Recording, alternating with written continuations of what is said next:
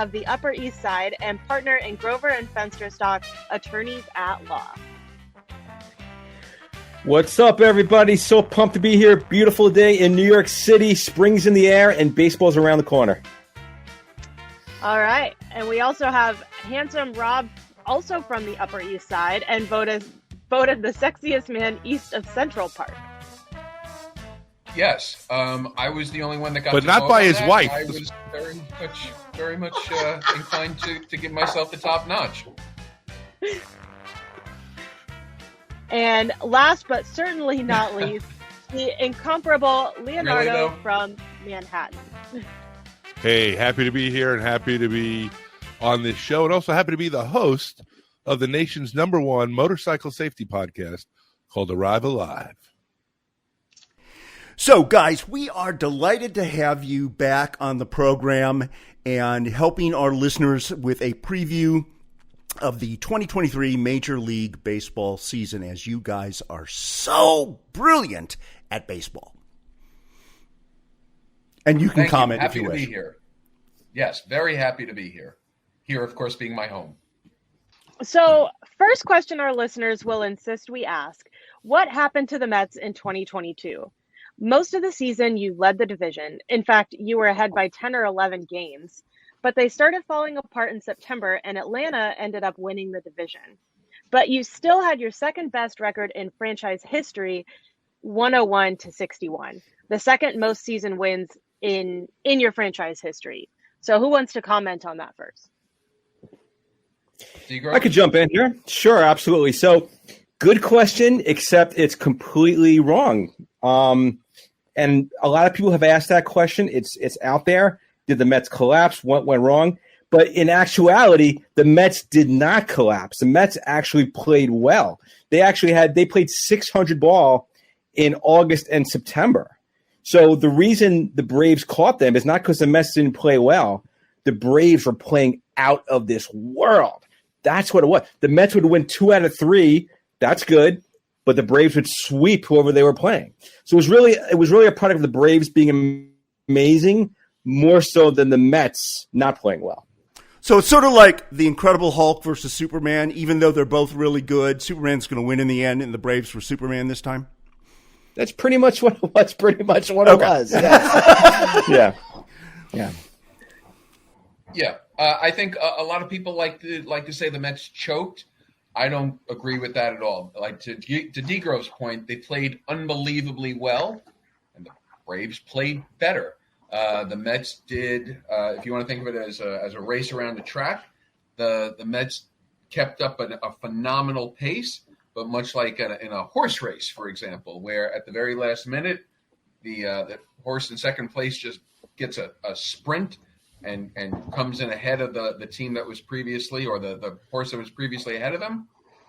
Mets came in second. Now, the Mets didn't blow the division. The Braves won it. I'll disagree. 3 words why they lost the division, and it was a wonderful year. Don't get me wrong. Went to a few games. The 3 words I would say would be Jacob Anthony deGrom, who, when he sneezes, pulls like a chest muscle or a bicep, right? So I think he had 11 starts, and if he made like 5 more starts, we get at least 1 win.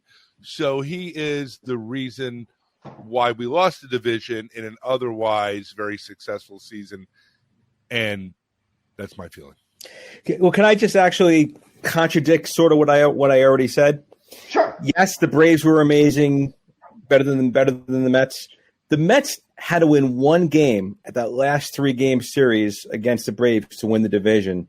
They got swept. Yeah. You got to win one of those games. Who pitched? Jacob Anthony deGrom.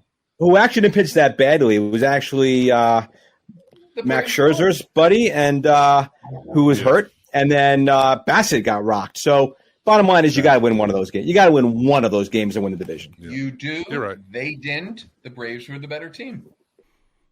Okay, but looking forward to this season, I mean, there seems to be a lot of optimism for your team.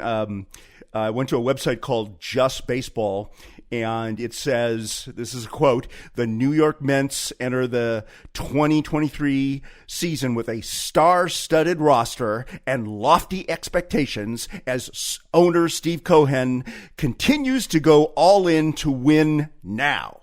Do you guys concur? I mean, your payroll is just shy of $500 million, right? Can I start with that one? Would it be okay if I went first? All right, you go ahead. Please do. First, Rob. Okay. Irreverent. Yes, Dad, completely right. And let me tell you why the Mets will come in first this year.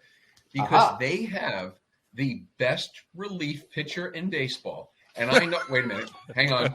Wait, I just got handed a notice. Hang on. Wait, he what? What? Wait. Well, he's been practicing that one all day. Game? Not even during the game? They were celebrating? What? It's the Mets. Who the hell knows? And that comes from an expert, I guess. Yeah. Now you can go, DGrover. They're a good team, a lot of talent. I think there's reason to be optimistic. But as Mr. Irreverent Rob just said, yes, losing Edwin Diaz is a massive, massive blow. You lose your closer, you lose the automatic guy every ninth inning, and now all of a sudden your middle relief guys get moved up a notch, and now you get exposed. So I'm optimistic. I think they'll do well. I think they may win the division. They should make the playoffs. But this crazy, dominant, amazing season might be a tough thing to pull off without Edwin Diaz on the team. Yeah, I think it's tough to win 100 games in a row, 2 seasons in a row, and just to get back on the DeGrom thing again. I don't know, like when you guys were single, did you ever date like a really hot woman, but she was just such a pain in the rump that you're like, you know what? I've had enough of your stuff. I'm going to date this girl that is smarter than you, more intelligent, makes me laugh. And to heck with you, and that's how I feel. I'm so glad that he's gone. I think it's to be addition by subtraction. Yeah, I don't think the job of a closer is that important. If you could, maybe we're up by 3 runs every game. Like maybe that happens this year. Maybe Alonso. Maybe then you don't need a closer as much. Okay, but what happens now if Robertson does a good job and he becomes a decent closer? Who's pitching the 7th inning now in a big spot, bases loaded, tie game? Who's coming in the game now? Well, we have a lot of listeners in Germany. We're not supposed to get that much into the weeds, so we just want to give a shout out to Lufthansa Airlines. Book today, get a free companion fare. The Leopard tanks that are sending to Ukraine. Reverend Leonardo. No politics. Ella, you want to do your question about the pitchers? Yeah. Okay, so are there any worries with Max Scherzer, who turns 39 in July, so he's basically a grandpa? I mean, through most of his career, Max was a 220-inning-a-year workhorse, but for the last 3 years, he's only averaged 165 innings. And Jason Verlander, who they picked up in December, he's 40. Jason Verlander's German, by the way, so for all you German listeners out there. You know what? Verlander, they're both competitors. And, yeah, that could happen. I think they'll try to pace themselves. Maybe they get a spot starter here and there. But, if you're up 8 games at the All-Star break, maybe you give them a rest. Maybe you do that. What do you think, Rob? I'm still trying to get over the grandfather crack, but I'll move past that. And I'm just saying, does it look good for them to be wheeling out their pitchers in wheelchairs, before they start? They're getting pretty old. Could you speak into the good ear? I didn't catch that. Hey, Tom Brady won the Super Bowl at age 43, 44? Yeah, exactly. Yeah. I know. It is not a young rotation. That is a fact. And Leonardo was talking about DeGrom earlier. I have no doubt that now that he's not a Met, literally a building could fall on this guy and he'll be okay.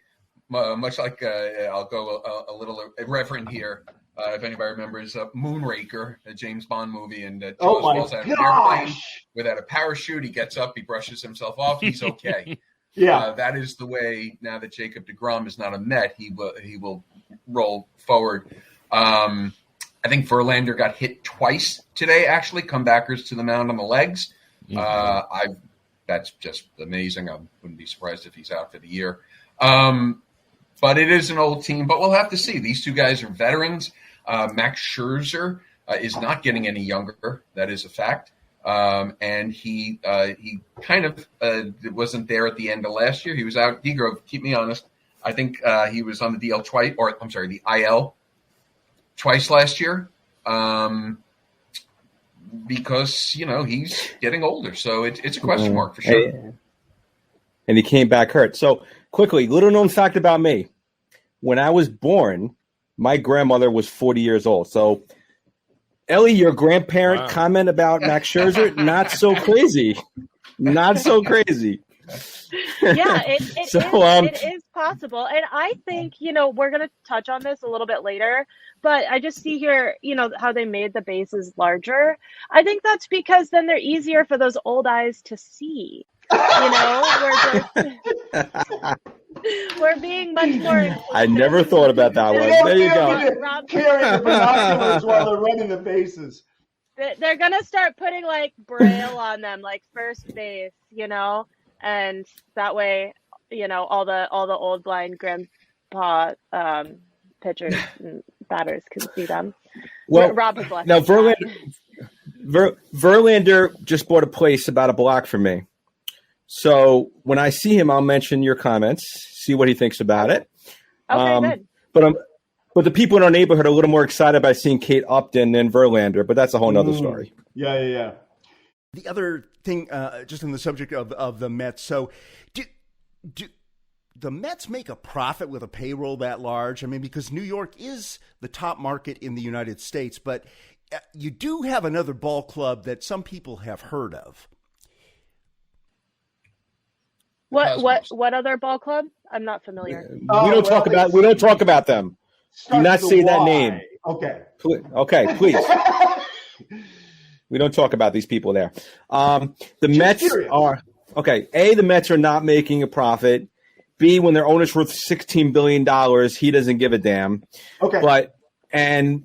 By the way, if you lose $500 million a year, even 16 goes away after a while, right? Nah, not really, because you don't lose that much. There's enough TV money, enough ticket price money. Okay, you're not going to lose it. You're not going to lose that much. He's only losing. They don't own SNY, DGrover, though. They don't own SNY, and they get screwed by SNY because the old ownership set this up so they would get paid as little as possible from SNY, so SNY would make the money, not the Mets. But for our listeners, SNY, is that like a local television affiliate like our Masson in? Yes, it's the Mets television, essentially the Mets television network that broadcasts all the Mets games. The Mets should get paid a ton of money for this. They don't because it was intentional. But anyway, but also Steve Cohen has said, Steve Cohen did say that this is not going to be permanent, this massive payroll. It'll be big. He said he just wants to be good now, get the farm system really good, so then the payroll does not have to be this high. So I'm sure he's losing money now, but I don't think it's going to stay that way. Okay. Well, they're getting that's what every employee likes to hear, is that your paycheck won't be higher in the future. Yes. Sorry, I cut you off, Leonardo. Oh, no, I was just wondering. So if they do 81 games times 30, times 25,000 people, that's 25,000. That is 2 million people. And what do you think they're spending a game, like between the ticket, parking? I mean, they got to be spending $200 each. Would you say? No. With the tickets and parking and the hot dogs? Oh, the average ticket's like $40. That's spending $150 on hot dogs. All right, that's $3.3 billion or $30 million. I don't know if there's a comma there. But also think the value of the team is going up. Did you see the other day the Yankees are worth $7 billion? I remember 6 years ago, they were worth $4.2 billion. Well, that's the thing. You buy these teams, you overpay, And then you may not make a lot of money year to year, but when you sell it, oh man, you're making money. Yeah, it's like buying a condo in Manhattan, right? Like you're freaking living off peanut butter and jelly while you're paying off the mortgage. But when it's done, man, you bought it for $1 million. It's worth 2.5 in like 15 years. Pretty much. Yeah. Yeah. The Nationals are asking for 5. They're asking for 5. They're asking for 5, and they got the worst team in the fucking league. Do they own the stadium? Wait, do they own the stadium too? But that probably comes with the the stadium is owned by the. That was the brilliance of the deal, is that the Lerners didn't pay anything for the stadium. The people of the District of Columbia paid for the stadium with muni bonds. Now, turned out to be a great deal, but it was a huge risk. Wow. It must include the network too, right? That's a lot of money. No! $5 billion. No, they're not. They have a minority stake. That's the holdup in the deal. They're not getting $5 billion. The Orioles own the network, believe it or not. Right. They're not getting $5 only billion. get the I remember team. that. Yes. DC that owns the stadium, they own the team. Orioles owns the network. How they getting $5 billion? Well, they haven't got it yet. That's the issue. What the Mets get? What the Mets? 3.5, something like that. The Mets, they're not getting $5 billion.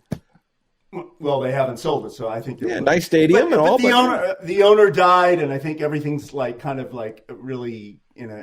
Ellie, how many games did you go to last year? None. No, Ellie.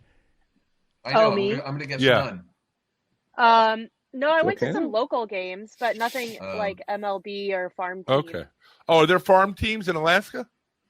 No, we just have like a little league. I think it's like NCAA, like the collegiate players that come up and they form a league. And like So if you have a each town layover, will you don't have- go to like a Chicago Cubs game if you're staying overnight or anything like that?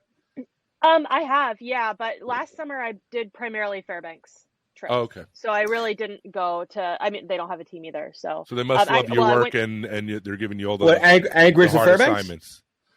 yeah. When you go, Okay, you well, go no, from I go down to Seattle and then I fly up to Fairbanks and then I fly down. Have you landed in LaGuardia? Like, is LaGuardia as tough as people say to land on? No, it's not tough to land on. It's just tough to like deal with the drama of the controllers. Oh, Wow. okay. drama. Why are they like chappy women from like the North Shore of Long Island? Oh, don't fly there! Like- Don't park there! Yeah, they got a Dad, little are bit you of an recording this? attitude.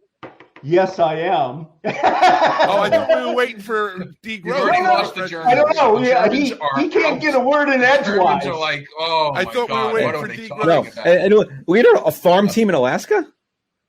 How could you No, have a no, farm no, team? no. NCAA teams.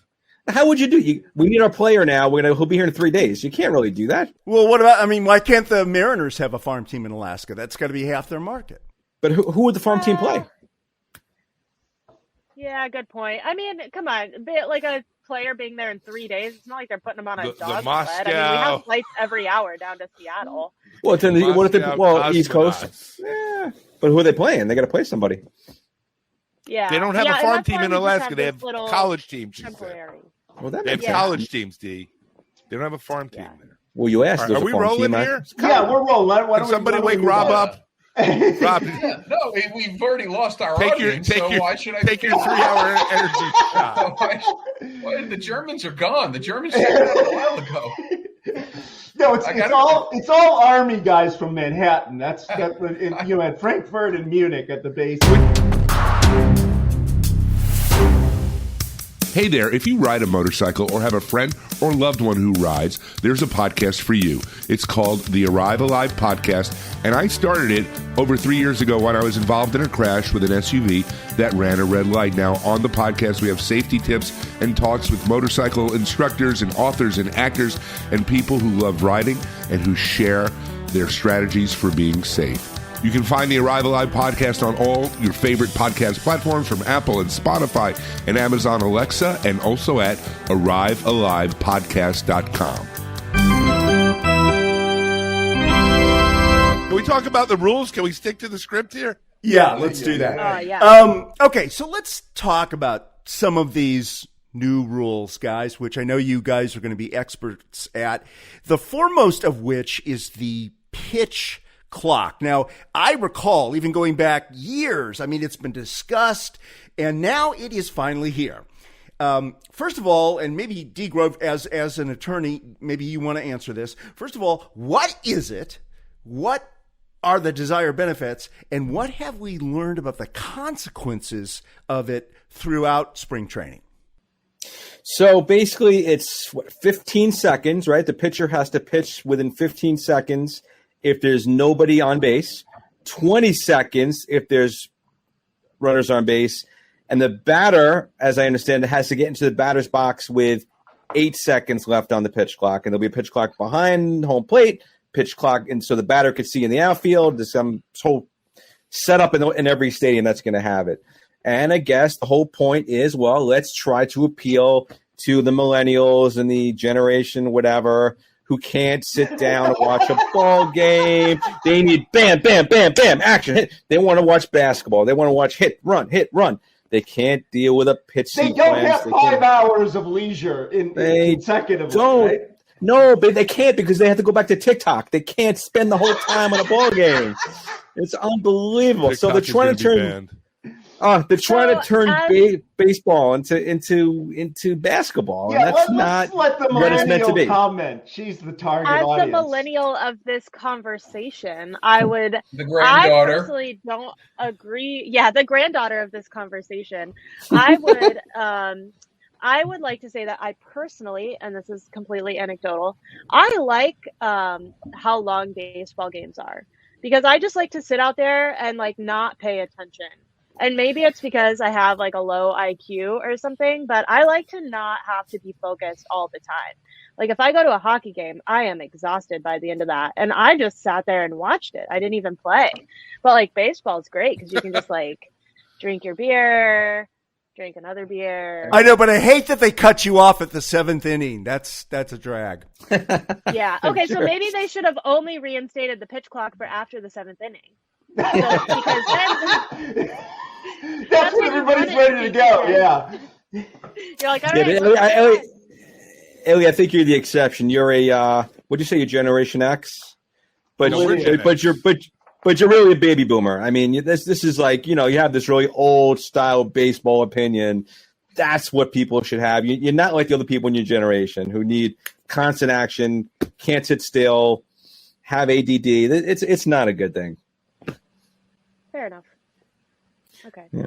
I would go with, I happen to actually like the pitch count. I think it forces these guys to move it along. What's that? Pitch clock. Pitch clock. There's always been a pitch count. There's always been pitch counts. Oh, no, it's the Jason clock. It's Jason clock. If you guys weren't boring the hell out of me. Jason Verlander versus the Jason Verlander clock. Take your pill. Like Ellie said, it's like going to a baseball game. You're able to not pay attention. Now you're not going to hear my wisdom. Go ahead. Move on what I don't like is the fact that they are keeping the ghost runner after the 9th inning, after extra innings. I was so happy that they were getting rid of that. That was a COVID thing to move the game along. It seemed more like a Sunday softball game rule to me, and I was looking forward to them being rid of it. Keeping it, I think that's a mistake. I would agree there. I think, I think we're old enough to remember where there was no shootout in the NHL, and there were a lot of people, that were upset when the shootout came in the NHL. Is that politics? No. Sorry. At the end of the game. But I think, to have a 4-hour game, I was just on WFAN radio with Danielle McCartan, and she said that it's such a boon to the game that you can get to a game 2.5, 3 hours, and it's over. There's more excitement. And now with the things, the pitch communicators from the pitcher to the catcher, you don't have to worry about going through the signs for 35 seconds. What I don't like, can we imagine? So Ellie, there was this guy in the 70s named Lou Brock, and he was as fast as the wind going over the tundra of Fairbanks, Alaska, if it has one. But this guy could steal. If he got on first, it was a triple. Like 2 pitches later, he would be on third, right? And same thing for Ricky Henderson. So now, like Rob, it's like the rule is you can only throw over twice. So if you don't get him the first time, then there's a lot of pressure on the second one. And if you got him there, then the guy can take the biggest lead in the world, right? I don't understand this. Yeah. So the new rule this year, which again, I'm old school, horrible, is that the pitcher can only disengage twice, which means step off, fake a throw to first, fake a pickoff throw wherever. The third time results in a balk. Do I have this correct, guys? Is that what it is? Well, a throw over too, right? I mean, most of the time they're going to throw over, so they're going to take a big lead, see if they can, then a little bit bigger, and then if they get, and you're right. Once you get to the third, that's it. You got a balk, so you have pretty much an automatic. I don't know about an automatic stolen base, but pretty close. So they're trying to get more stolen bases again for the kids today who can't sit still. They want more stolen bases. They want more action. That's why they're doing it. Stupid. Change the game that's been going on for over a century. Why? Keep it. People will adjust. Players will adjust. Oh, interesting. I was just reading. So I had it a little bit wrong. Too, right? Yeah, the bigger larger bases. Yeah. Well, yeah, Ellie, that was going to be the next question, right? Yeah, about the bigger bases. I mean, they did make those bases bigger, and I already, hypothesized that it's because these old grandpas are blind, but what was the real idea behind that? I don't like your tone, Ellie. I'm talking to her. I don't know about you. I don't like your tone. I don't like your tone, I will answer anybody else's question besides hers. Because she calls you a grandpa? Do you open the window of your plane when you fly over a city field and just throw junk out the window? I mean, you're so got an attitude. Hey, today. look, I'm not the one who wrote the original question talking about how, Max being 39 years old is a big problem for the league. I mean, it's kind of ancient when it comes to baseball standards. Okay, maybe we'll see more stolen bases, I think. MLB says bigger bases are expected to have a positive impact on player safety.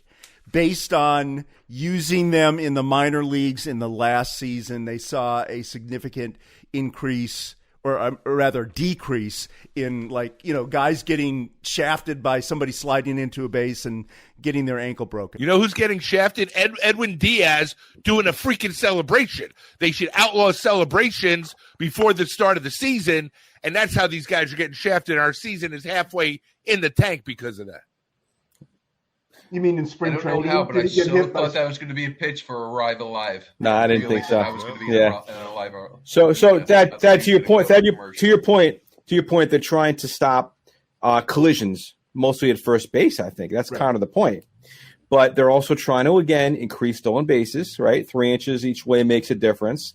Okay. Here's the thing. So now, do we not? 3 inches make a difference, really? Well, 3 and 3, but. Do we now have to say, they always say you're 90 feet away. Do we not say that anymore? I guess. I don't think the Germans care about that. They might. The New York guys. They're very detail oriented, and I have a BMW, and my mother's the only one listening right now. I mean, but they know, Matt. The winning run is Swedes. We're just all the Swedes. That's the only ones that we're trying to pitch to now. The Swedes. I'm hoping the Swedes are staying in there with us. What did I say? The winning run is now how many feet away? What's the math there? The 90 feet. 90 feet. 7 feet 9 inches. Something like that. 89 feet and 9 inches. 89 feet 9 inches. Or no, actually, it might be 6 inch difference, right? I don't know. Well, either way. Oh, because they're both. Oh yeah. Both bases. But okay, did you guys answer this? One of the things I did brought up. Maybe I brought it up at the wrong time. Was games have been won and lost by this pitch clock thing, which doesn't affect the pitcher solely. It also affects the batter. And if the batter doesn't come in and it's, there's 2 strikes and it's counted as a strike if he doesn't get into the box in the designated 8 seconds, right? And the guy's on third and he could win the game and then the batter blows up because he got in a second later than he was supposed to. That happened in spring training for the Nats. I don't know about anybody else. Is that going to be a problem? Well, I guess it's up to the coaching staff, and you got to tell these guys. But look at Creighton today. Creighton lost on a last-second, bitsy, flippy-floppy foul that could have been not called, and there's no warning, right? So there's no warning. That's a great point, Dad. We'll have to see. But once you do it once, unless – I mean, what do you think the most the player in Mets history that had the lowest IQ, guys. I'm thinking like either Dan Norman or Lenny Dykstra. Well, we don't know if Lenny Dykstra has a low IQ or the drugs created brain his cells were fried. Yeah, we don't know. Basketball. Or what was that big thug guy on the '86 that would fight everybody? Kevin Mitchell? Remember Kevin Mitchell. Yeah, Kevin Mitchell. Probably him too. He might be listening. We are in the weeds. Upper East Side. In basketball, there's a shot clock that everybody can see. Does the batter see the shot clock? Yeah. It's by rule. It's going to be situated in all different places behind home plate. It's all over the place. All right. Yeah, so they will be able to see it. We don't know. Fans can say, "Get in the fucking batter's box." They'll do it. But what it's going to affect is like strategy. Baseball is a thinking man's game. What do you throw in a certain moment? What is the next pitch going to be? Now you have to run, rush, throw. I mean, it's going to be very fast and quick. It's going to be fun. On a side note, as we are videoing this our first time, I'd like to call out DGrover for his Breaking Bad-esque lighting on his face. I think that's very impressive. Yeah, well, maybe later in the episode we can have him in his underwear where his wife is shaving his back. Anyway. Should we get to the predictions? You want to do the next question, Ellie? About predictions? So and then there's this thing that the MLB is calling a shift restriction. What are they trying to accomplish with that? DGrover? Let me start because I just had this conversation with a friend. A friend of mine said he almost stopped watching the game because of this rule. And I said, listen, we've done so many things to hurt the batters. We have pitchers. We have your fourth starter is throwing 100 miles an hour. Okay. And so and when you put the shift, I think this is the way for MLB to admit that their hitters are idiots and they can't learn to hit to the opposite field, but also acknowledge that it's tough to hit to the opposite field when everybody's throwing 100 miles an hour. So I would have loved to see the mound move back a foot, but instead of that, you know what? If you're a pull hitter, let these guys hit, and that's how the game was meant to be played, right? I think. Is part of it, Len, because we didn't really say what the actual rules. They don't want like everybody in the infield going to the outfield if Bryce Harper is hitting, and then everybody, if they think the guy's going to bunt, everybody moves infield. They're trying to stop stuff like that? You have to have your feet on the dirt, the infielders do, and you have to have two people on each side of second base. But there's a way, DGrover, do you see this? Like some teams are getting around the shift where they're bringing the right fielder in, like to play like short right, depending on a pull or not. So that's legal. So you still have a little bit of that. But, 20 years ago, the average fastball was like 93. Now it's 100. Give these guys a break. Let them hit and let them play the game the way it was invented, right? It was invented not to have players forced to play in a certain part of the field. That's what you're right. Are pitchers throwing harder than they ever did? Absolutely. But are players bigger and stronger than they ever were? The hitters? Absolutely too. Don't do that. Let the game organically take care of itself. Okay, you're going to do a shift. The shift's only been a number of years. Let it go. People winning a batting title with 262 averages. Come on, man. Players will start hitting to the opposite field. Don't tell them let 10 years. Less than 10 years. 10 years. They haven't done it. They're all going for a home run.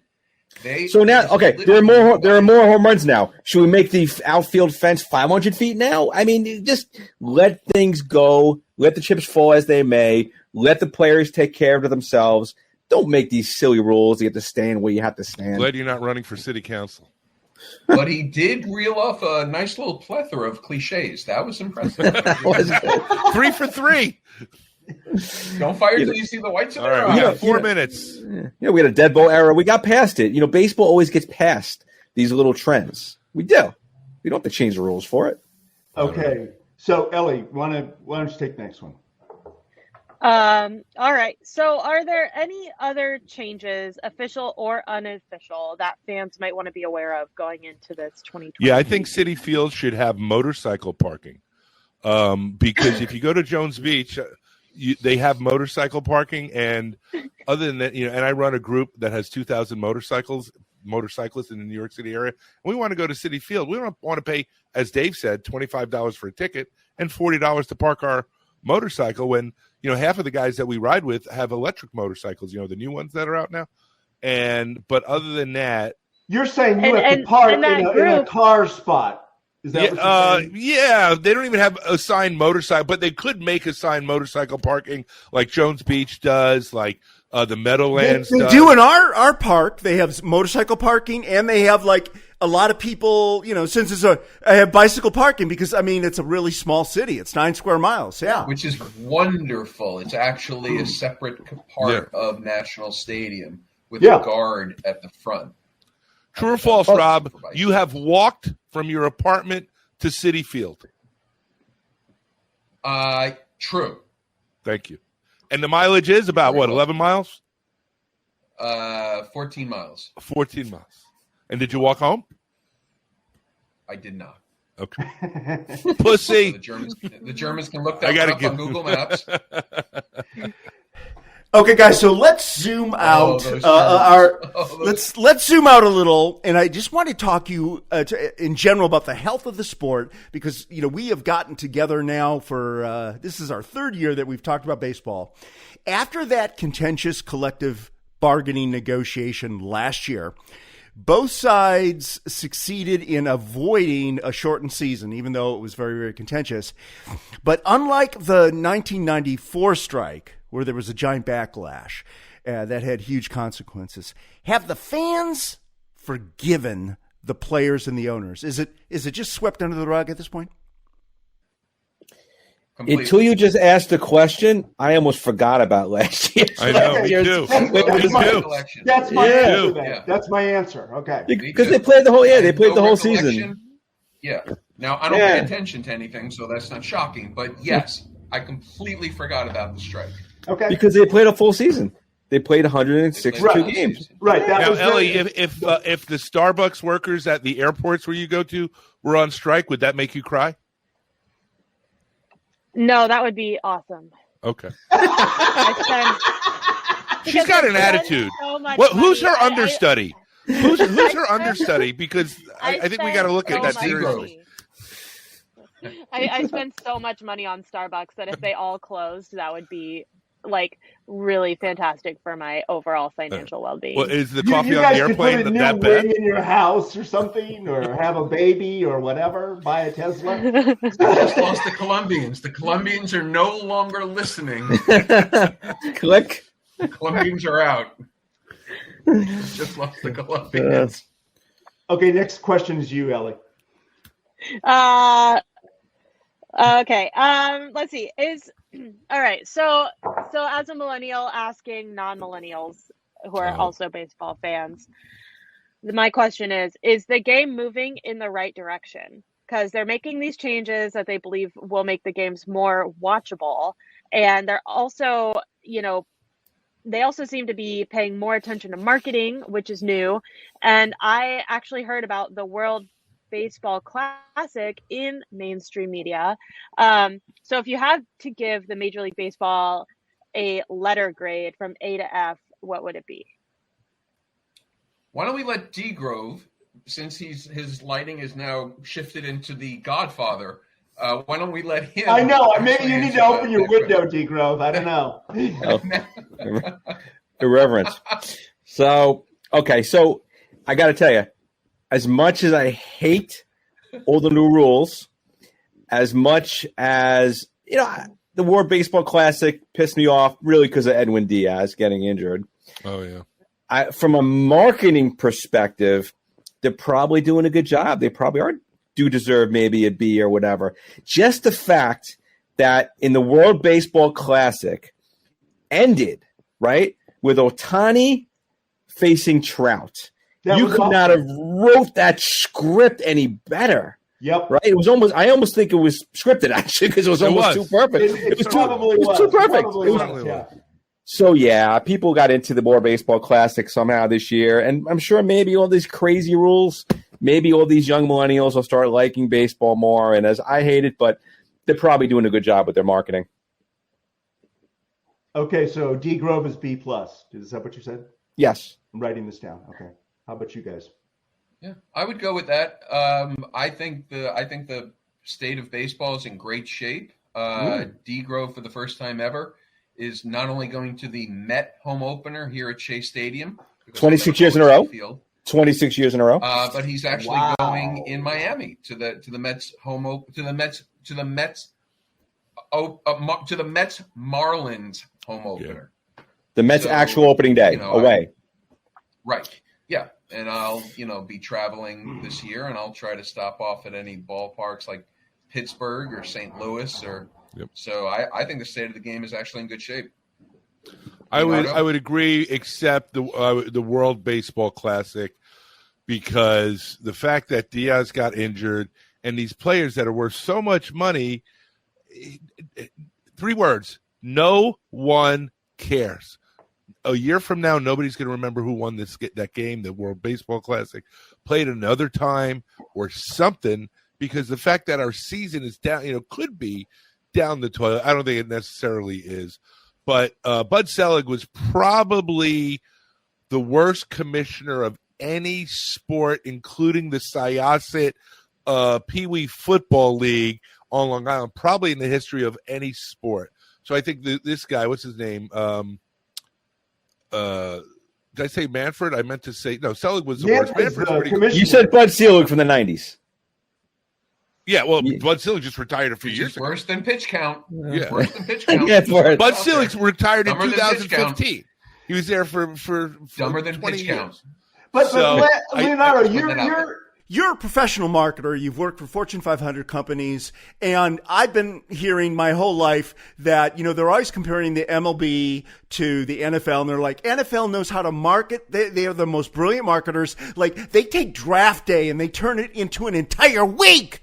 They make a $10 billion franchise out of it, and then when the MLB draft takes place, nobody even know that it happened. It's just like... Yeah, but, there's the carnal...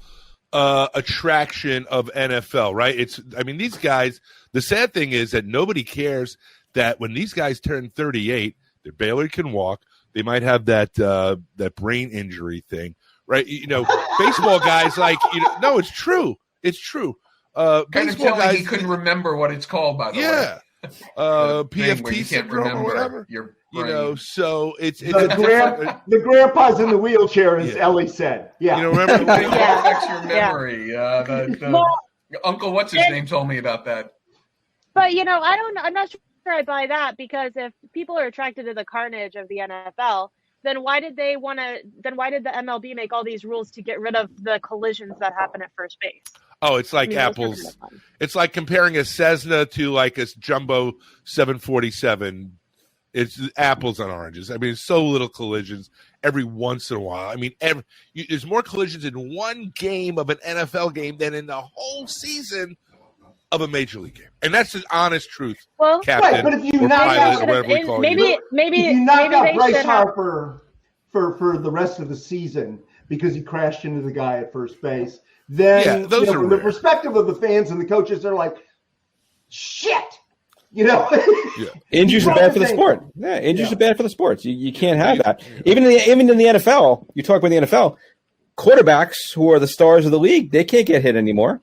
Right. No, I love the reason Tom Brady lasted so long is like he would throw the ball and then he would hit the dirt. And it was like he didn't even have a chance to sack them. So, if he would have played 25 years ago with like Jack Lambert and Ed Tuttle, Mean Joe Green, forget about it. He would have never lasted. You breathe on a quarterback now, you get 15-yard penalty. It's a different. You need your star quarterbacks to play. They can't have them injured.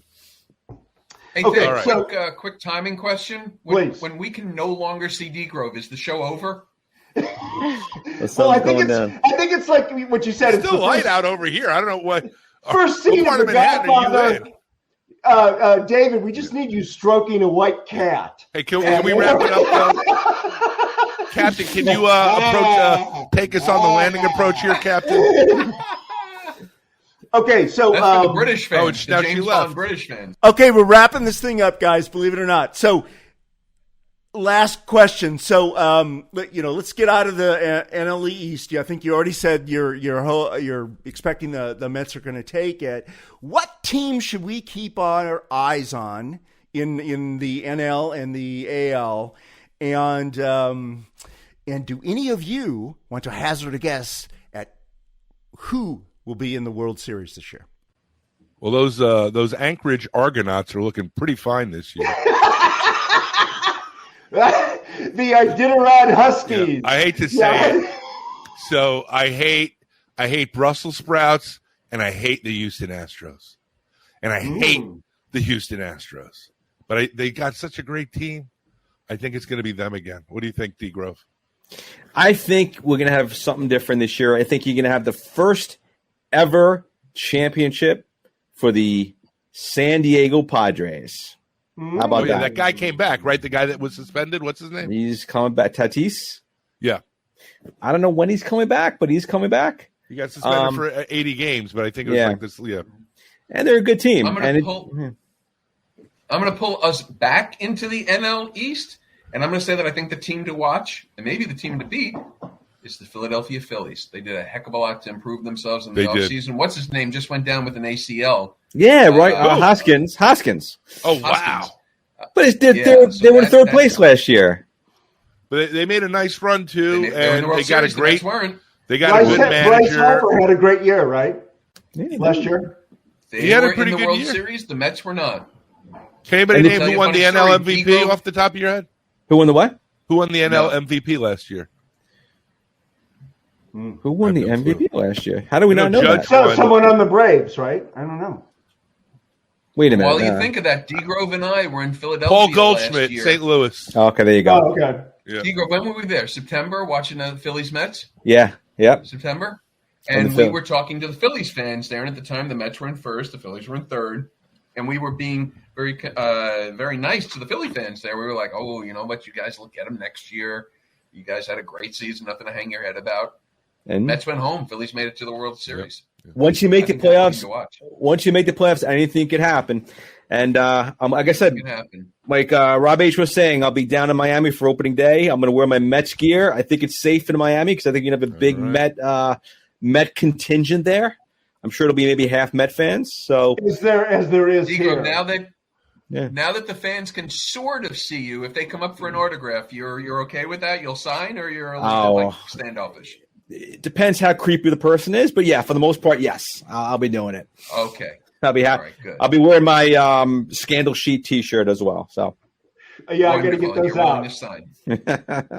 So we're going to sign off. Are we at the gate yet, Captain? Come on, we are. We're going to sign off. Any other last words that you guys want to throw in? Well, injuries are a big part of the game, like Dave said. And if you're ever injured, having us back on, I think it was great. Thank you. Now go, Leonardo. Leonardo, arrive alive. Go ahead. Injuries are a big part of the game. So if you're ever injured and it's not your fault, call David Grover at – what's the number, Dave? 212-527-7575. Now that's a grandpa number, 212. Nobody knows what a 212 area code is. The German guys do. Yeah. It's a city number, 212-527-7575. Give me a call. I'll be happy to talk to you. I should have never mentioned I'm going to get my ass kicked because of that. The brown shirts are going to track me down. Look, thank you very much, gentlemen. Ellie, anything you want to say to our partying grandpas? I learn something new every day when we have these conversations. So I'm really looking forward to this baseball season. Yeah. So from a Ellie, congratulations on your final show with us because we're not going to use you anymore. And we're calling your agent after this. I believe the whippersnapper is what we'll ask next time. We'll say, "Where's the whippersnapper?" So you guys have been very informative and entertaining as always. So, ladies and gentlemen, the Mets Mob! Woo!